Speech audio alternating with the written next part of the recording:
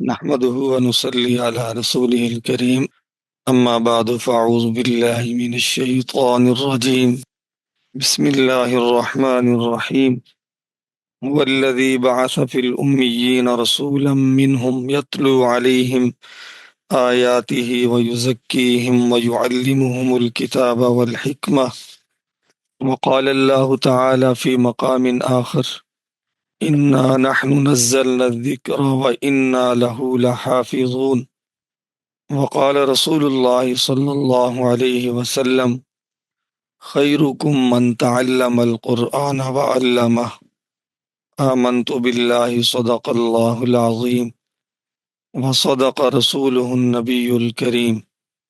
کل سے مقام و تحفظ علوم نبوت کے نام سے ہمارا کورس چل رہا ہے۔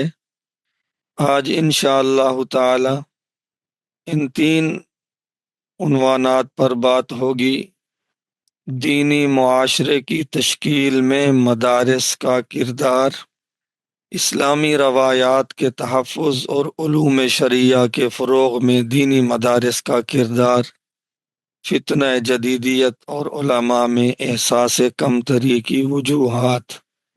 یہ مدارس اللہ تبارک و تعالی کا ہم مسلمانوں کے اوپر بہت بڑا احسان ہے۔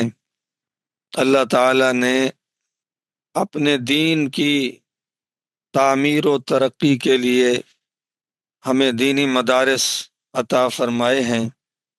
اس پر ہمیں اللہ رب العزت کا بہت زیادہ شکر ادا کرنا چاہیے کہ یہ دینی مدارس جناب رسول اللہ صلی اللہ علیہ وسلم کے قائم کردہ مدرسہ صفہ کی یادگار ہیں اور اسی مبارک سلسلے کا تسلسل ہیں۔ جناب رسول اللہ صلی اللہ علیہ وسلم نے مدینہ منورہ میں لوگوں کی اصلاح کے لیے اور ان کو دین سمجھانے کے لیے صفہ کے نام سے، صفہ ایک چبوترا ہے، وہاں پر حضرات صحابہ رضی اللہ عنہم بیٹھ جاتے تھے اور آپ صلی اللہ علیہ وسلم انہیں دین کی تعلیم دیا کرتے تھے۔ نادار صحابہ وہیں رہتے، جن کا گھر بار نہیں ہوتا تھا وہ وہیں رہتے تھے، مقامی لوگ تعلیم حاصل کر کے چلے جاتے۔ تو یہ دینی مدارس کا آغاز اور بنیاد تو ہمارے پیارے نبی صلی اللہ علیہ وسلم نے رکھی ہے۔ تو ہم مسلمانوں کو اس چیز کی قدر کرنی چاہیے جس کی بنیاد آپ صلی اللہ علیہ وسلم نے رکھی ہے۔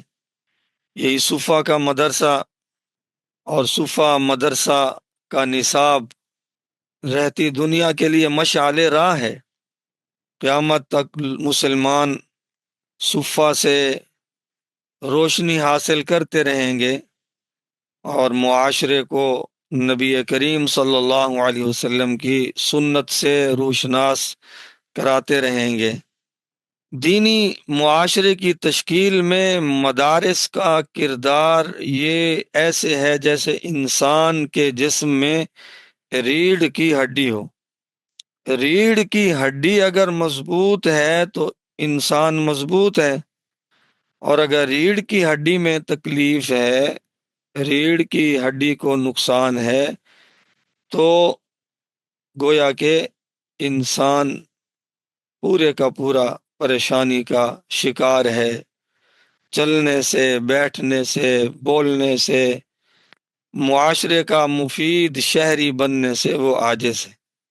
اسی طرح دینی معاشرے کے لیے مدارس ہیں، یعنی جہاں پر دینی مدارس ہیں اور ان کی قدر و قیمت ہے تو انہی جگہوں پر اللہ اور اللہ کے پیارے نبی صلی اللہ علیہ وسلم کی تعلیمات نظر آتی ہیں، اور ان تعلیمات پر عمل کی وجہ سے اللہ تبارک و تعالی کی رحمت ان جگہوں پر اترتی ہے۔ اگر مدارس کو نکال دیں درمیان سے، پھر آپ کو وہ معاشرہ دینی معاشرہ نظر نہیں آئے گا۔ ہاں، اس معاشرے میں دین کے علاوہ تو ہر چیز ہو سکتی ہے، بد اخلاقی ہو سکتی ہے، بے حیائی ہو سکتی ہے، لیکن دین نامی کوئی چیز معاشرے میں نظر نہیں آئے گی۔ سمرقند اور بخارا کے مدارس کا حال دیکھ لیں۔ حضرت امام بخاری رحمہ اللہ تعالی اور حدیث پاک کے بڑے بڑے محدثین کا مسکن، ان کا علاقہ سمرقند، بخارا، ماوراء النہر، وہاں روزانہ حدیث پاک کے حلقے لگتے تھے۔ 90,000 طالب علم امام بخاری رحمہ اللہ کے پاس بخاری شریف پڑھتے تھے، اور ہر طرف آپ کو دینی مدارس نظر آتے تھے، گنبد نظر آتے تھے، جنت نظیر معاشرہ تھا۔ ہر گھر میں عالم، ہر گھر میں محدث، حتیٰ کہ خواتین بھی دین کے ساتھ جڑنے والیاں، قرآن اور فقہ کی عالمات، اس زمانے کے کسان، وہ بھی قرآن اور سنت کو سمجھنے والے، عمل کرنے والے تھے۔ چنانچہ ہر طرف حیا، شرم، دین ہی دین تھا۔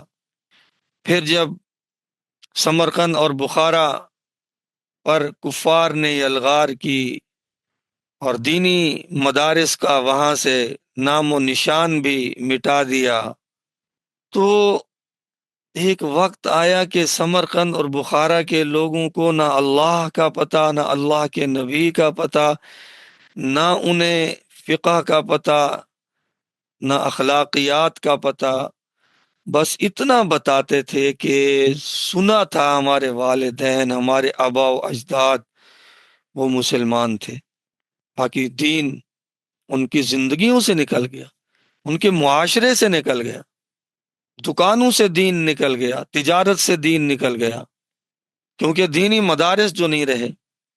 دینی مدارس یہی چیزیں بتاتے ہیں، سمجھاتے ہیں، اللہ رسول کا پیغام۔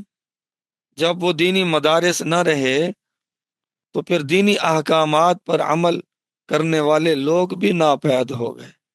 تو معلوم ہوا کہ اگر ہم چاہتے ہیں کہ ہمارا معاشرہ دینی معاشرہ ہو، تو ہمیں ان دینی مدارس کو سپورٹ کرنا ہوگا، دینی مدارس کی نفرت اپنے دلوں سے نکالنی ہوگی، دینی مدارس کے ساتھ محبت کا تعلق رکھنا ہوگا، دینی مدارس کے ساتھ جڑنا ہوگا، اپنی اولاد کو دینی مدارس میں بھیجنا ہوگا، تب جا کر ہم خود بھی اور ہمارا معاشرہ بھی دینی معاشرہ بن سکتا ہے۔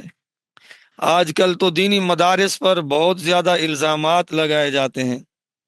ایک الزام یہ لگایا جاتا ہے کہ دینی مدارس نئی پود کو مستقبل کے بجائے ماضی سے جوڑ رہے ہیں، ایک بڑا اعتراض کیا جاتا ہے۔ دوسرا اعتراض، معاشرہ میں دینی مدارس کے فضلاء کی کھپت نہیں ہے، اور یہ لوگ مثال دیتے ہیں کہ فیکٹری والے ایسا مال تیار ہی نہیں کرتے جس کی مارکیٹ میں مانگ نہ ہو، کوئی کاشتکار ایسی فصل بوتا نہیں ہے جس کی مارکیٹ میں مانگ نہ ہو، لیکن یہ دینی مدارس والے، ان کے فضلاء کی، ان کی تیار کردہ کھیپ کی معاشرے میں کوئی مانگ نہیں ہے، معاشرے میں کوئی طلب نہیں ہے، لیکن یہ مدارس بناتے چلے جا رہے ہیں۔ تو میں عرض کرتا ہوں کہ جہاں تک پہلا آپ کا اعتراض ہے کہ دینی مدارس ہمارے نوجوانوں کو مستقبل کے بجائے ماضی سے جوڑ رہے ہیں، تو ہم فخریہ طور پر اس کا اعتراف کرتے ہیں کہ یہ دینی مدارس ورلڈ کلچر کو تسلیم کرنے کی بجائے معاشرے کو، نوجوانوں کو جناب نبی کریم صلی اللہ علیہ وسلم اور اسلاف کے ساتھ ملا رہے ہیں۔ یہ دینی مدارس کا بہت بڑا اعزاز ہے۔ جس کو تم اعتراض سمجھتے ہو، جس کو تم غلط سمجھتے ہو، وہی تو بڑی کام کی چیز ہے۔ آپ چاہتے ہیں کہ ورلڈ کلچر کی ہاں میں ہاں ملا لیا جائے. وہ کلچر کیا ہے؟ بے اخلاقی، ہم جنس پرستی، ماں باپ کا تصور ختم، اولاد کو ماں باپ کا پتہ نہیں، ماں باپ کو اولاد کا پتہ نہیں، بہن بھائی کی تمیز ختم کر دی جائے، محرم غیر محرم کا تصور ختم کر دیا جائے، انسانی اخلاق اور اقدار کی دھجیاں اڑا دی جائیں. یہ کلچر ہے. اور جس کلچر میں ظلم ہی ظلم ہو، زیادتی ہی زیادتی ہو، اس کو تسلیم کیا جائے. جس میں سرمایہ داروں کے لیے اور قانون ہو، غریب کے لیے اور قانون ہو، تو ہم بجا طور پر اس پر فخر کرتے ہیں کہ دینی مدارس الحمدللہ آپ کو ماضی کے ساتھ جوڑ رہے ہیں. کیونکہ اللہ تعالیٰ نے کامیابی تو ماضی میں رکھی ہے نا. لقد کان لکم فی رسول اللہ اسوۃ حسنہ. اللہ تبارک و تعالیٰ فرماتے ہیں کہ میں نے کامیابی اپنے پیارے نبی حضرت محمد صلی اللہ علیہ وسلم کے نمونہ اور آپ کے طریقے میں رکھی ہے. آپ کا اسوہ حسنہ آئیڈیل ہے. تو یہ دینی مدارس کیا کر رہے ہیں؟ اللہ نے جس کو ہمارے لیے آئیڈیل بنایا، دینی مدارس نوجوانوں کو اسی عظیم شخصیت کے ہاں لے کے جا رہے ہیں. آپ صلی اللہ علیہ وسلم کی سنتوں اور آپ صلی اللہ علیہ وسلم کے طور طریقوں کی طرف راغب کیا جا رہا ہے ان مدارس کے ذریعے سے. تو ہمیں تو اس بات کی کوئی پریشانی نہیں ہے کہ ہم مسلمانوں کو ماضی سے جوڑ رہے ہیں. آپ چاہتے ہیں کہ مسلمانوں کو اپنے اسلاف کی تاریخ نہ بتائی جائے، بلکہ آئیڈیل کے طور پر کفار، انگریز اور دین دشمنوں کو رکھا جائے کہ یہ تمہارے آئیڈیل ہیں، یہ تمہارے لیے نمونہ ہے، ان کی طرح زندگی گزارو تو تمہیں کامیابی ملے گی. لیکن ایسا نہیں ہوگا انشاءاللہ جب تک یہ دینی مدارس موجود ہیں. تو یہ نوجوانوں کو اللہ کے ساتھ جوڑتے رہیں گے، نوجوانوں کو رسول اللہ صلی اللہ علیہ وسلم کے ساتھ جوڑتے رہیں گے، نوجوانوں کو صحابہ کرام رضی اللہ عنہم کے ساتھ جوڑتے رہیں. اور یہ دینی مدارس کا بہت بڑا اعزاز ہے. یہ واحد ذریعہ تو ہے آپ کو قرآن اور صاحب قرآن صلی اللہ علیہ وسلم کے ساتھ ملانے کا. تو الحمدللہ ہم قرآن والے ہیں، قرآنی کلچر والے ہیں، سنت کلچر والے ہیں. قرآنی کلچر کے مقابلے میں ہمیں انگریزی تہذیب نہیں چاہیے. قرآنی کلچر کے مقابلے میں ہمیں نصرانی تہذیب نہیں چاہیے. قرآنی کلچر کے مقابلے میں ہمیں یہودیت والی گندی تہذیب نہیں چاہیے. ہمیں پیارے نبی صلی اللہ علیہ وسلم کی تعلیم چاہیے، آپ کا اسوہ چاہیے. اور یہ دینی مدارس اسی اسوہ کو معاشرے میں رائج کرنے کے لیے، معاشرے میں تشکیل دینے کے لیے دن رات ایک کیے ہوئے ہیں. ورلڈ کلچر تو یہ ہے کہ برطانیہ کی عدالت نے ہم جنس پرستی کو باقاعدہ قانونی تحفظ دے دیا ہے. پچھلے دنوں اخبارات میں خبر آئی ہے کہ دو نوجوان ہم جنس پرست آپس میں شادی کیے ہوئے تھے، ایک کا انتقال ہو گیا تو دوسرا وہ عدالت میں آیا کہ میری اس کے ساتھ شادی تھی، وہ مر گیا تو اس کی وراثت، اس کے مال کا مجھے وارث قرار دیا جائے. چنانچہ عدالت نے اس کو وارث قرار دیا. ہم اس کلچر کو کیسے تسلیم کر لیں جس کی وجہ سے صدوم اور عمورہ کی بستیاں صفحہ ہستی سے مٹ گئی تھی؟ قوم لوط والے فعل کی اجازت کیسے دی جا سکتی ہے؟ وہ کلچر کیسے برداشت کیا جا سکتا ہے؟ ماں اور باپ اور بیٹی کی تمیز جہاں ختم ہو گئی ہے، اس کے مقابلے میں ہمیں پیارے نبی صلی اللہ علیہ وسلم نے جو معاشرہ عطا فرمایا وہ معاشرہ تھا جس میں ماں کی قدر، جس میں باپ کی قدر، جس میں اولاد کی قدر، جس میں رشتہ داروں کی قدر، جس میں اخلاقیات ہیں. تو الحمدللہ ان دینی مدارس کا فیضان ہے کہ آپ نے مدینہ منورہ میں جو معاشرہ، مثالی معاشرہ قائم فرمایا تھا، تو ان دینی مدارس کی وجہ سے آج جو ہمیں کچھ نہ کچھ جھلک دین کی نظر آتی ہے تو وہ انہی مدارس کی وجہ سے نظر آتی ہے۔ جہاں تک دوسرے اعتراض کا تعلق ہے کہ معاشرہ میں دینی مدارس کے فضلاء کی کھپت نہیں ہے، تو اس سوال کا جواب یہ ہے کہ اگر آپ کے دل و دماغ میں اللہ رسول کی تعلیمات ہوں، قرآن و سنت کی اہمیت ہو، تو پھر یہ خود بخود اعتراض ختم ہو جاتا ہے۔ کیوں؟ اس لیے کہ مساجد مسلمان کی ضرورت ہے کہ نہیں ہے؟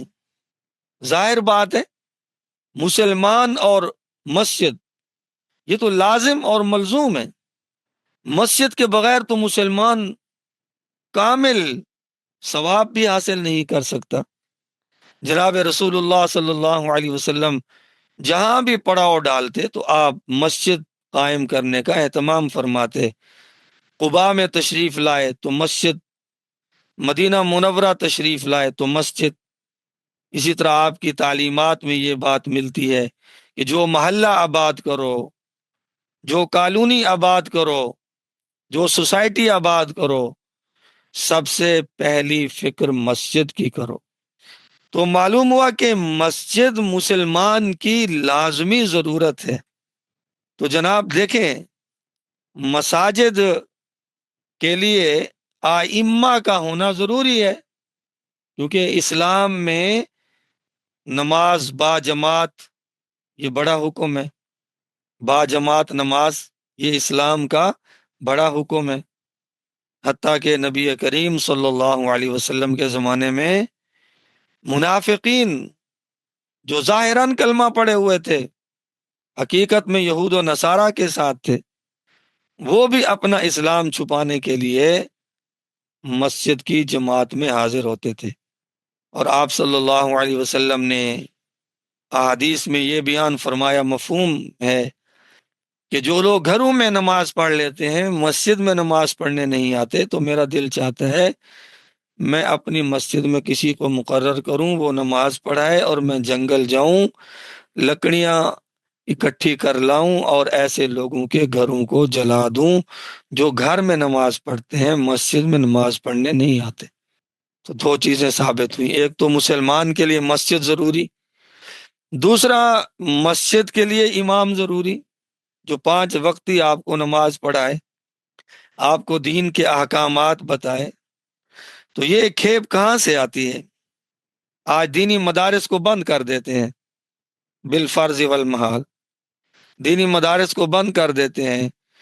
تو یہ جو امت مسلمہ کی بہت بڑی ضرورت ہے ائمہ کرام، تو یہ آپ کے اسکول اور کالج والے مہیا کریں گے۔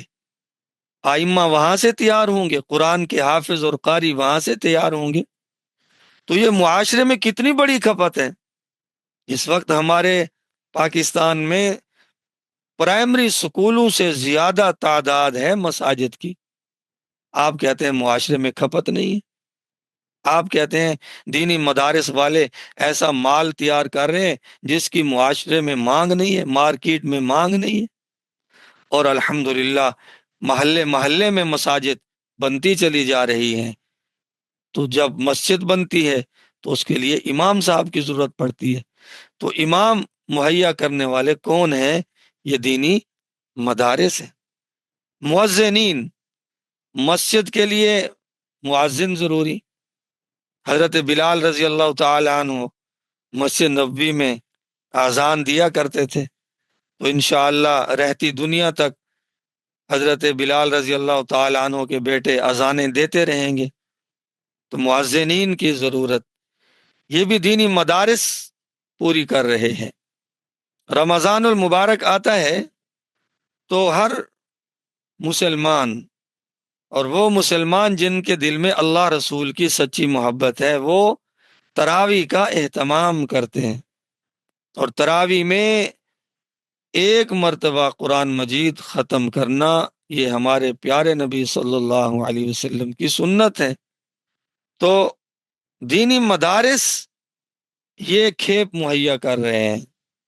اگر دینی مدارس ختم ہو جائیں تو قرآن مجید کے قاری ختم ہو جائیں، قرآن مجید کے حفاظ ختم ہو جائیں، تو دینی مدارس کو اگر بند کر دیا جاتا ہے تو امت مسلمہ کی یہ ضرورت کون پوری کرے گا؟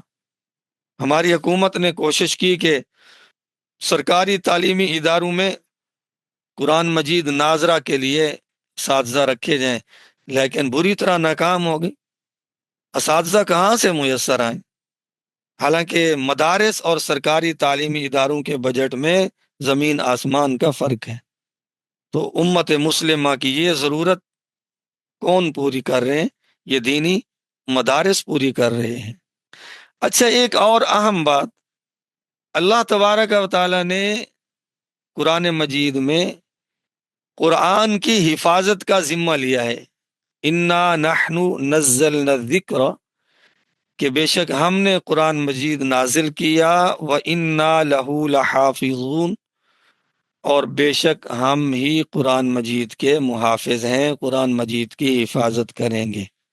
اب ظاہری اسباب میں قرآن مجید کی حفاظت کا ذریعہ یہ دینی مدارس ہیں، یعنی ان دینی مدارس میں مسلمانوں کے بچے پڑھتے ہیں، قرآن حفظ کرتے ہیں، تو اس طرح قرآن مجید کی حفاظت کا جو ذمہ اللہ تعالیٰ نے لیا ہے، اس کا ذریعہ یہ دینی مدارس ہیں، یعنی حفاظت قرآن کا ذریعہ یہ دینی مدارس ہیں۔ تو اگر ان دینی مدارس کو ختم کر دیا جاتا ہے تو اللہ تعالیٰ نے جو ذریعہ بنایا حفاظت قرآن کا، ہم اس ذریعے کو ختم کرنے والے شمار ہوں گے۔ تو دیکھیں دینی مدارس کی کتنی بڑی عظمت ہے کہ اللہ کے کلام کی حفاظت کا ذریعہ ہے۔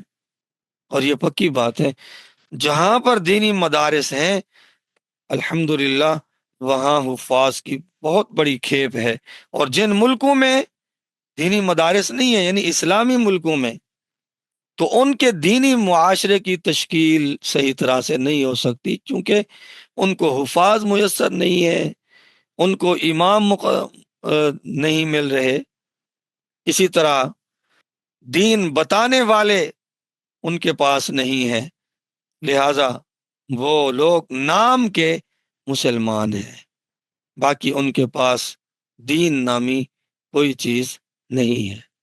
تو یہ دینی معاشرے کی تشکیل میں مدارس کا اتنا بڑا کردار ہے کہ یہ اگر تعصب کی اینک کو اتار کر دیکھا جائے تو ہمیں دینی مدارس کی عظمت اور اہمیت بالکل صاف نظر آئے گی۔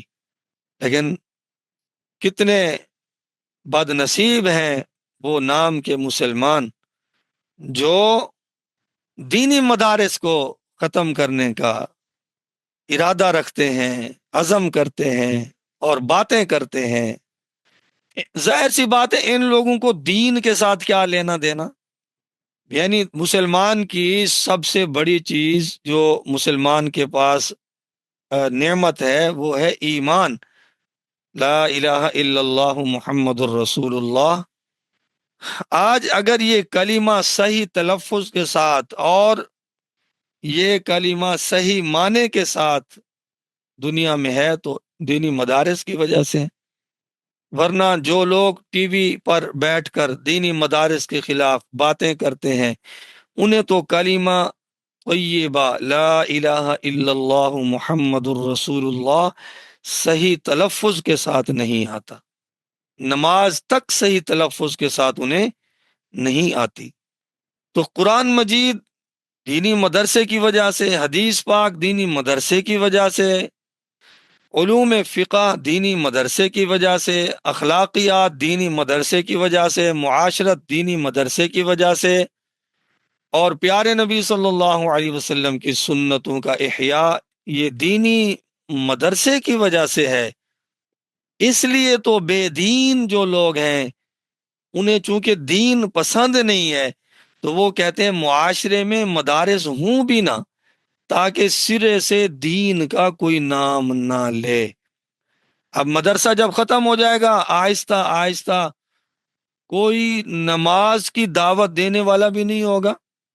یہ بے دین لوگ تو خوش ہوں گے کہ اب نماز کی دعوت دینے والا بھی کوئی نہیں ہے۔ شہر کے کسی کونے سے اذان کی آواز نہیں آئے گی، یہ بے دین لوگ خوش ہوں گے کہ اذان کی آواز سے جان چھوٹی۔ تو یہ دینی مدارس اللہ تبارک و تعالیٰ کا ہم اہالیان پاکستان پر اللہ پاک کی بہت بڑی رحمت ہے۔ ہمیں چاہیے کہ ہم دینی مدارس کا دینی مدارس کی قدر کریں، احترام کریں۔ 1857 کی جنگ آزادی کے بعد دینی مدارس ہی معاشرے کو مکمل بے دین ہونے سے بچا سکے ہیں۔ اگر ہمارے اکابر یہ دینی مدارس قائم نہ کرتے تو انگریز جو بڑی تیزی کے ساتھ یلغار کر کے ہند و پاک پر چھایا جا رہا تھا، تو قریب تھا کہ مسلمانوں کی زندگی سے یہ جو تھوڑا بہت دین نظر آ رہا ہے تو یہ دین بھی ختم ہو جائے۔ لیکن ہمارے اکابر نے اس ضرورت کو محسوس کیا، اس یلغار کو انہوں نے محسوس کیا، اس کے آگے باندھنے کی کوشش فرمائی اور دینی مدارس قائم فرمائے۔ چنانچہ ہمارے اکابر رحمہم اللہ تعالی کی یہ کاوش اللہ نے قبول فرمائی، اور واقعی بے دینی کے سیلاب کے سامنے جو بند ہے وہ دینی مدارس ہے۔ امت مسلمہ پر مدارس کے اتنے احسان ہیں کہ امت مسلمہ صحیح طرح سے ان کے احسان کا بدلہ نہیں دے سکتی۔ جس طرح ایک انسان اپنی زندگی کی بقا کے لیے خوراک اور پوشاک کو ضروری خیال کرتا ہے، اسی طرح ایک حقیقی مسلمان اپنی اسلامی شناخت، تہذیبی خصوصیات اور معاشرتی امتیازات سے وابستگی اور اپنے ملی وجود کی حفاظت کو اس سے کہیں بڑھ کر اہمیت دیتا ہے۔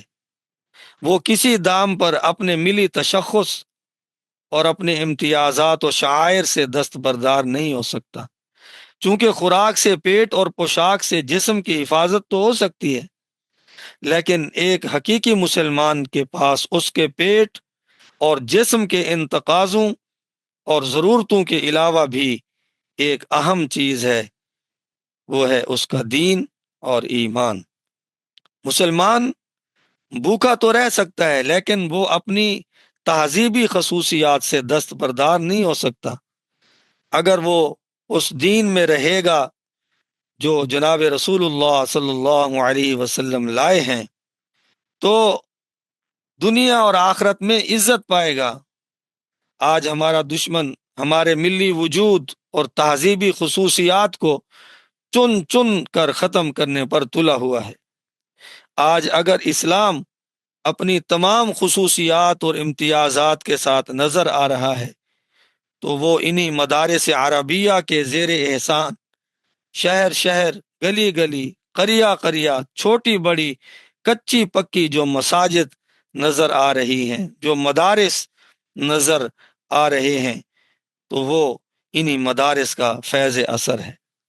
اگر ان مدارس کا وجود نہ ہوتا تو آج ہم موجود ہوتے لیکن بحیثیت مسلم نہیں، کچھ اور ہوتے۔ تو یہ دینی مدارس معاشرے میں دین کو زندہ کرنے کے لیے بہت ضروری ہیں۔ آپ صلی اللہ علیہ وسلم جو دین متین لائے ہیں اس دین کو برقرار رکھنے کے لیے دینی مدارس کا وجود انتہائی ضروری ہے۔ بعض لوگ کہتے ہیں جی مدارس تو خیراتی بوجھ کے سوا کچھ بھی نہیں ہے۔ ایسے لوگوں کے لیے عرض ہے کہ ہمارے ہند و پاک میں جو بھی تحریکیں ملکی لیول پر آزادی کے حوالے سے یا اصلاح کے حوالے سے اٹھی ہیں تو آپ کو ہر تحریک کے بنیادی ڈھانچے میں دینی مدارس سے فیض یافتہ فضلاء نظر آئیں گے، بشرطے کہ آپ تاریخ پڑھیں۔ امت مسلمہ کے جو حیرت انگیز کارنامے ہیں، چاہے وہ دین کے ساتھ تعلق رکھتے ہوں یا دنیاوی ترقی کے ساتھ تعلق رکھتے ہوں، پیچھے آپ کو دینی مدارس کے فضلاء نظر آئیں گے۔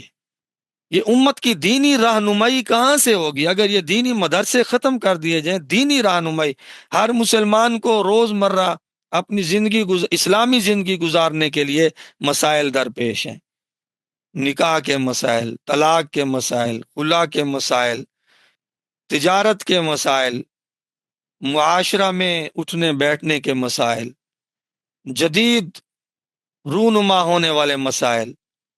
مسلمان تو قدم قدم پر دینی مدارس کا محتاج ہے۔ اگر یہ دینی مدارس فضلاء یہ سب سلسلہ ختم ہو جائے تو مسلمان اپنا دینی مسئلہ کس سے پوچھے گا؟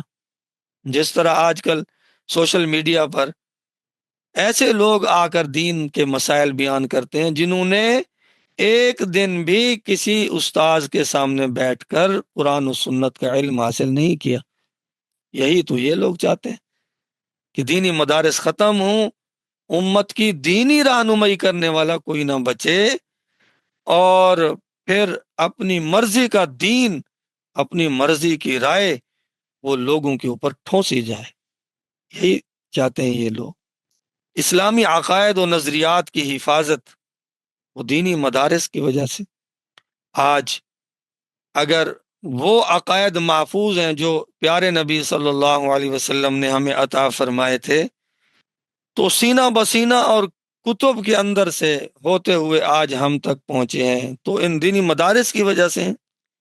اور پھر عقائد کے اندر لوگوں نے کتنی اپنی طرف سے چیزیں شامل کی ہیں، اللہ کے بارے میں غلط عقائد بنا لیے، انبیاء کے بارے میں، صحابہ کے بارے میں۔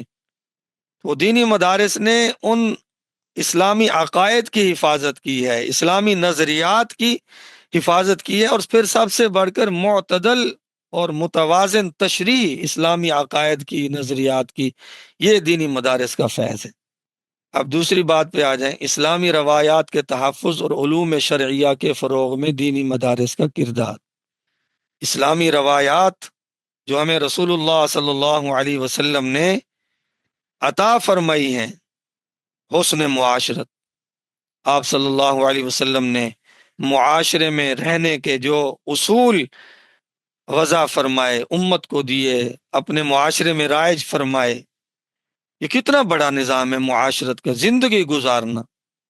تو وہ ان روایات کا تحفظ دینی مدارس کر رہے ہیں، کیونکہ دینی مدارس میں ہی تو رسول اللہ صلی اللہ علیہ وسلم کی معاشرت اور آپ کے اخلاق اور آداب پڑھائے جا رہے ہیں۔ اگر دینی مدارس کو بند کر دیا جاتا ہے تو پھر وہ علوم اور وہ روایات بھی ساتھ ہی چلی جائیں گی مدارس کے، جو حضور صلی اللہ علیہ وسلم ہمیں دے کر گئے ہیں۔ اسلامی تہذیب کا فروغ وہ بھی دینی مدارس کی بنا پر ہے، اور شریعت کے قوانین اور حقوق انسانی یہ بھی دینی مدارس کی وجہ سے زندہ ہے۔ شریعت کے قوانین، اللہ تعالیٰ نے ہمیں شریعت عطا فرمائی ہے، ہم کوئی کافروں کی طرح یہ تھوڑا ہے کہ آزادانہ زندگی گزاریں گے۔ مسلمان کی زندگی آزادی والی زندگی نہیں ہے۔ ایک حدیث پاک میں آپ نے یہی فرمایا نا کہ الدنیا سجن المؤمن، دنیا مومن کے لیے قید خانہ ہے اور کافر کے لیے جنت ہے، او کما قال۔ کیا مطلب؟ مطلب جس طرح جیل میں کوئی قیدی ہوتا ہے تو وہ اپنی مرضی سے کچھ نہیں کر سکتا، جیل والے ہی اس کے بارے میں طے کریں گے کس وقت کمرے سے نکالنا ہے، اندر اس کو بند کرنا ہے، کھانا کس وقت دینا ہے، پانی، یہ سب کچھ وہ محتاج ہے جیل والوں کا۔ تو ہمارے پیارے نبی صلی اللہ علیہ وسلم نے کتنی مثال دے کر ہمیں سمجھایا، پیاری مثال، کہ مسلمان کی زندگی آزادی والی زندگی نہیں ہے، بلکہ کلمہ طیبہ لا الہ الا اللہ محمد رسول اللہ پڑھ کر مسلمان پابند ہو جاتا ہے اللہ رسول کے احکامات کا۔ تو ہم تو پابند ہیں، ہماری قدم قدم پر پابندیاں لگی ہوئی ہیں۔ سونے کا سنت طریقہ، اٹھنے کا سنت طریقہ، لباس کا سنت طریقہ، تجارت کا سنت طریقہ، آنکھوں کے استعمال کا قرآنی حکم، رشتہ داروں کے حوالے سے قرآنی حکم، اور بھی بہت سارے اتنے احکامات ہیں قدم قدم پر. نماز، رمضان شریف آ جائے، روزہ، پیسے اللہ نے دیے زکوٰۃ، پیسے دیے تو حج، زمین دی تو عشر. یہ جو شریعت کے قوانین ہیں اور آج ہم تک پہنچے ہوئے ہیں، عام مسلمان بھی آج ان مسائل کو جانتا ہے. عشر جانتا ہے، زکوٰۃ جانتا ہے، اخلاق کے بارے میں جانتا ہے، والدین کی عظمت اور اہمیت بارے جانتا ہے، تجارت کی کچھ اسلامی شد بدھ رکھتا ہے. تو ان ساری چیزوں کا تحفظ تو دینی مدرسے نے کیا ہے. اور علوم شرعیہ، قرآن، حدیث، تفسیر، فقہ، اصول فقہ، نحو، صرف، بہت سارے دینی علوم ہیں. وہ اگر محفوظ ہیں یا ان کا فروغ جو ہے یا آج تک چل رہے ہیں تو وہ ان دینی مدارس کی وجہ سے ہے. تو اسلامی روایات کے تحفظ میں بھی دینی مدارس کا بڑا کردار ہے، اور علوم شرعیہ کے فروغ میں بھی دینی مدارس کا بہت زیادہ کردار ہے. اللہ تعالیٰ نے ہمارے پیارے نبی حضرت محمد صلی اللہ علیہ وسلم کو مبعوث فرمایا تو ساتھ میں مقاصد نبوت بھی آپ نے عطا فرمائے. فرمایا هو الذی بعث فی الامیین رسولا منہم یتلو علیہم آیاتہ. مقاصد نبوت یعنی اللہ تعالیٰ نے اپنے نبی صلی اللہ علیہ وسلم کے ذمے یہ کام لگا کر آپ کی تشکیل فرمائی ہے. وہ سورۃ الجمعہ میں اور دیگر قرآنی آیات میں اللہ تعالیٰ نے بیان فرمائے. تو پہلا مقصد یتلو علیہم آیاتہ، کہ اے پیغمبر علیہ الصلاۃ والسلام آیات قرآنی کی تلاوت یہ آپ کے ذمے ہے، یعنی لوگوں کو تلاوت سنانا.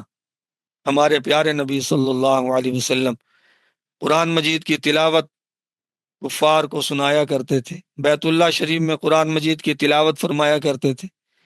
یہ اور بات ہے کہ وہ آپ کی جان کے دشمن چھپ چھپ کر آپ کا قرآن سنا کرتے تھے. تو آج جو لوگ دینی مدارس کے ختم کر دینے کی بات کرتے ہیں، تو اگر دینی مدرسہ ختم تو یہ مقاصد نبوت میں جو پہلا مقصد ہے یتلو علیہم آیاتہ، آیات قرآنیہ کی تلاوت، تو یہ پھر محفوظ رہ سکتی ہے؟ یہ مقصد محفوظ رہ سکتا ہے؟ نہیں رہ سکتا. مدرسہ گیا، حافظ گئے، حافظ گئے، قرآن کی تلاوت گئی. تو یہ مقاصد نبوت کا تحفظ بھی دینی مدارس کیے ہوئے ہیں. تو آیات قرآنی کی تلاوت یہ آپ دیکھتے ہیں کہ دینی مدارس میں الحمدللہ چھوٹے چھوٹے بچے قرآن مجید کی تلاوت کر رہے ہوتے ہیں، اور پھر وہی بچے پڑھ کے معاشرے میں آتے ہیں، قرآن کی تلاوت سناتے ہیں. تو یہ حضور صلی اللہ علیہ وسلم کا مقصد ہے، آپ کی نبوت کے مقاصد میں سے ایک مقصد ہے جس کے فروغ میں دینی مدارس کا بہت بڑا کردار ہے. وَيُعَلِّمُهُمُ الْكِتَابَ، یہ ایک اور مقصد ہے. پہلے تھا قرآن مجید کی تلاوت، پھر ایک اور مقصد یعلمہم الکتاب. اب اس کتاب سے کون سی کتاب مراد ہے؟ آپ جو کتابیں پڑھا رہے ہیں، جن کتابوں کی آپ اتنی تعریف کرتے ہیں کہ قرآن و سنت کو اس کے مقابلے میں ثانوی حیثیت میں ٹھہراتے ہیں، اعلیٰ علوم آپ انگریزی تعلیم کو کہتے ہیں، اور قرآنی علوم ان کو آپ گھٹ درجے کا، کمزور درجے کا سمجھتے ہیں. جبکہ قرآن جب نازل ہوا اس وقت کون سی کتاب تھی؟ کس کتاب کی تعلیم نصاب بنا کر اللہ تعالیٰ نے اپنے پیارے نبی صلی اللہ علیہ وسلم کو دی ہے؟ وہ یہ قرآن ہے. وَيُعَلِّمُهُمُ الْكِتَابَ وَالْحِكْمَةَ. کتاب سے مراد قرآن مجید، حکمت سے مراد جناب رسول اللہ صلی اللہ علیہ وسلم کی احادیث مبارکہ. یعنی یہ آپ کے ذمے ہے کہ اے پیغمبر آپ نے تلاوت بھی کرنی ہے، پھر قرآن پڑھانا بھی ہے. پھر قرآن پڑھانے میں یعلم، اس کے اندر الفاظ قرآن بھی شامل ہیں اور معانی قرآن بھی شامل ہیں. تو یہ تو شاندار ہماری تاریخ ہے کہ ہمارے اکابر نے، سلف صالحین نے قرآن مجید کے الفاظ کی کتنی حفاظت کی ہے، زبر کا خیال کیا، زیر کا خیال کیا، مد کہاں ہوگی، شد کہاں ہوگی، وقف کہاں ہوگا، موٹا کس لفظ کو پڑھنا ہے، باریک کس حرف کو پڑھنا ہے، ملانا کہاں پر ہے، رکنا کہاں پر ہے۔ الفاظ قرآنی پر بڑی بڑی کتابیں لکھی گئیں۔ تو الفاظ قرآنی امت کو پڑھانا یہ حضور صلی اللہ علیہ وسلم کے مقاصد میں سے ایک مقصد ہے، اور اسی مقصد کا فروغ دینی مدارس، یعنی دینی مدارس حضور صلی اللہ علیہ وسلم کے اس مقصد کو لے کر آگے چل رہے ہیں۔ یعلمہم الکتاب پر یہ دینی مدارس عمل کریں۔ اگر دینی مدارس آج ختم ہو جائیں تو آپ بتائیں دنیا میں پھر یہ قرآن مجید کی تعلیم کہاں ہوگی؟ پھر تو وہی لوگ اگر دیندار بننے، دینداری کا انہوں نے لیبل جنہوں نے لگائے ہوا ہے، سوشل میڈیا پہ آئے ہوئے ہیں، جن کو قرآن صحیح طرح سے نہیں آتا، جن کو کلمہ طیبہ صحیح نہیں آتا، وہ قرآن پڑھائیں گے، پھر زبر کہاں لے جائیں گے، زیر کہاں لے جائیں گے، پھر قرآن مجید کو تباہ کریں گے، معانی کچھ کے کچھ ہو جائیں گے۔ تو الفاظ قرآن اور معانی قرآن یہ مقاصد نبوت میں سے ہے، تو یہ دینی مدارس ان کا تحفظ کر رہے ہیں، ان علوم کا۔ وَيُزَكِّيهِمْ، ایک بڑا اہم مقصد نبوی تزکیہ نفس، وہ بھی الحمدللہ دینی مدارس کے فیض یافتہ فضلاء علماء عوام الناس کے تزکیہ میں لگے ہیں، انہیں اللہ کے قریب کر رہے ہیں، دلوں سے شیطانیت کو نکال کر روحانیت ڈال رہے ہیں، اللہ رسول کی محبت ڈال رہے ہیں۔ تو بہرحال ہمارا دوسرا عنوان تقریباً مکمل ہوا کہ اسلامی روایات کے تحفظ میں دینی مدارس کا بڑا کردار ہے، اور علوم شرعیہ کے فروغ میں، یعنی جتنے دینی علوم ہیں یہ دینی مدارس کی وجہ سے زندہ ہے، اور جب دینی مدارس نہ رہے اسلامی روایات بھی ختم، دینی معاشرہ بھی ختم، اور علوم شرعیہ بھی ختم ہو جائیں گے۔ اب آخری ٹاپک پہ کچھ بات کر لیتے ہیں۔ علماء میں احساس کم تری کی شکایات سننے میں آتی رہتی ہیں، پہلے تو نہیں تھی۔ دیکھیں، جب ہم نے علماء کو عزت اور احترام دینا کم کر دیا تو ظاہر سی بات ہے وہ بھی انسان ہے، تو انہیں یہ لگا کہ معاشرہ ہمیں عزت اور احترام میں جو کمی کر رہا ہے تو اس کا مطلب ہے کوئی ہمارے اندر کمی ہے۔ ایک زمانہ تھا جب علماء کی عزت بادشاہوں سے بھی زیادہ ہوتی تھی، عوام الناس علماء کی قدر کرتے تھے، اور وہ اس علم کو اعلیٰ علم، اعلیٰ تعلیم وہ لوگ قرآن اور حدیث کی سمجھتے تھے۔ لیکن آج فتنہ جدید ایسا آیا، انگریز نے ایسا مسلمانوں کے ذہن پر تسلط جمایا اور انہیں سمجھایا کہ اعلیٰ تعلیم وہ تو انگریزی تعلیم ہوتی ہے، اگر نوکری مل سکتی ہے انگریزی تعلیم کی وجہ پر، اور اگر سرکاری اداروں میں جا سکتا ہے تو اسی انگریزی تعلیم کی وجہ سے، یہ جو قرآن اور حدیث کی تعلیم ہے یہ تو دوسرے درجے کی، تیسرے درجے کی تعلیم ہے۔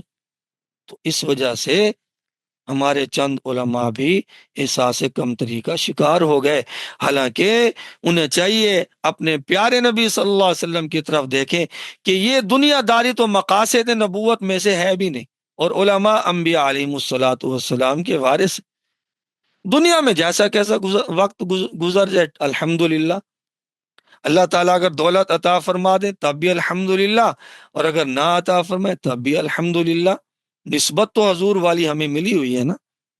تو یہ مقاصد نبوت میں سے ہے بھی نہیں کہ مالداری ہو، دنیا داری ہو، بنگلے ہوں، کاریں ہوں، اور ادھر ادھر آپ کے گارڈ پھر رہے ہوں، ہٹو بچوں کا شور ہو۔ نہیں نہیں، یہ تو ہمارے نبی پاک صلی اللہ علیہ وسلم کے مقاصد میں سے نہیں ہے۔ ہم تو ان صفہ میں پڑھنے والے صحابہ کے وارث ہیں جنہیں کبھی مل گئی کبھی نہ ملی، کھانا مل گیا تب بھی اللہ کا شکر، نہ ملا تب بھی اللہ کا شکر۔ تو یہ عوام الناس سے اپیل ہے، خدارا آپ قرآن اور سنت کو اعلیٰ تعلیم سمجھیں۔ جب آپ کے دل میں یہ ہوگا کہ اعلیٰ تعلیم، اعلیٰ نصاب قرآن اور سنت ہے، اور یہ وہ نصاب ہے جو خود اللہ نے عطا فرمایا ہے۔ دنیاوی علوم و فنون تو لوگوں کے بنائے ہوئے ہیں، وہ لکھتے ہیں بعد میں کہتے ہیں ہم سے غلطی ہو گئی ہے۔ آج وہ مسلمانوں کو بھی یہ سمجھانا کتنا مشکل ہے کہ آپ اعلیٰ تعلیم قرآن اور سنت کی سمجھو، کیونکہ یہ وہ نصاب ہے جو اللہ تعالیٰ نے اتارا ہے۔ لیکن مسلمان کے دل میں نوکری، سرکاری اداروں میں ملازمت، یہ چیزیں مسلمان کے دل میں پیدا کر کے، دنیا کی محبت پیدا کر کے اس کے دل میں یہ بات بٹھائی گئی ہے کہ اگر اعلیٰ تعلیم ہے تو وہ یہ تعلیم ہے انگریزی، ورنہ قرآن اور حدیث کی تعلیم سے تو دنیا میں کوئی ترقی نہیں ہو سکتی۔ بھائیو، ہمارے اسلاف نے پوری دنیا میں دھوم مچا دی تھی، ہر طرح سے، دینی معاشرے کی کا موضوع ہو، یا پھر دنیاوی ترقی ہو، یا پھر نظام مملکت ہو، یا پھر شعبہ قضاء یعنی عدالتی نظام ہو، تو ہمارے علماء فقہا نے شاندار خدمات انجام دی ہیں، اور ہزاروں سال اس دھرتی پر انہوں نے حکومت کی ہے۔ وہ کن علوم کی بل بوتے پر کی ہے؟ قرآن اور حدیث کے بل بوتے پر۔ اللہ تعالی ہم سب کو عمل کی توفیق عطا فرمائے۔ بھائی، کسی بھائی نے سوال کرنا ہو تو سوال کر سکتے ہیں، اور اگر خواتین ہیں تو وہ لکھ کر سوال کر سکتے ہیں۔ تو یہ جو کورس اللہ تعالیٰ کے فضل سے ہمارا مکمل ہوا ہے، تو اس کا ایک بنیادی مقصد یہ ہے کہ دینی مدارس کی اہمیت آپ کے سامنے آ گئی ہے، تفصیل کے ساتھ وضاحت ہو چکی ہے۔ امید ہے کہ آپ سب دینی مدارس کی اہمیت کو تسلیم کریں گے، اور یہ بھی آپ سب کو سمجھ آیا ہوگا کہ ہماری دینی اور دنیاوی ترقی کی بنیاد یہ دینی مدارس ہیں۔ تو ہمیں چاہیے کہ ہم اپنے گھر میں سے ایک بچے کو قرآن اور حدیث کی تعلیم کے لیے وقف کریں، تاکہ وہ بچہ قرآن اور حدیث پڑھ کر اپنے گھر کو نبوی طرز کے مطابق ڈھالے، آپ کو دین کے بارے میں بتائے، اور آپ سے پھر اللہ رسول راضی ہوں۔ اسی طرح ہمارا مدرسہ زید بن ثابت رضی اللہ تعالیٰ عنہ آن لائن یہ مختلف کورسز کا انعقاد کرتا ہے، اور انشاءاللہ چند ہی دنوں کے بعد ہمارا فہم دین کورس کے نام سے ایک اہم کورس شروع ہوگا، 1 سالہ۔ تو اس کورس میں انشاءاللہ دین کی جو بنیادی ضروریات ہیں، قرآن مجید کی تفسیر جو مسلمان کی ضرورت ہے، اور جناب رسول اللہ صلی اللہ علیہ وسلم کی منتخب احادیث ہیں، اور فقہ کے مسائل ہیں، نماز، روزہ، حج، زکوٰۃ، 40 احادیث، مسنون دعائیں، نماز پڑھنے کا طریقہ، یہ ساری چیزیں انشاءاللہ تعالی اس کورس میں ہوں گی۔ تو آپ میں جو احباب سن رہے ہیں ان سے گزارش ہے، ہمارے مدرسہ زید بن ثابت رضی اللہ تعالیٰ عنہ کے آن لائن کورسز کا حصہ بنے، دوست احباب کو دعوت دیں۔ انشاءاللہ تعالی آپ کی دعوت سے اگر ایک بھائی بھی دین پر آ گیا تو ہماری آخرت کی کامیابی کے لیے کافی ہے۔ اللہ تعالی ہم سب کو عمل کی توفیق عطا فرمائے۔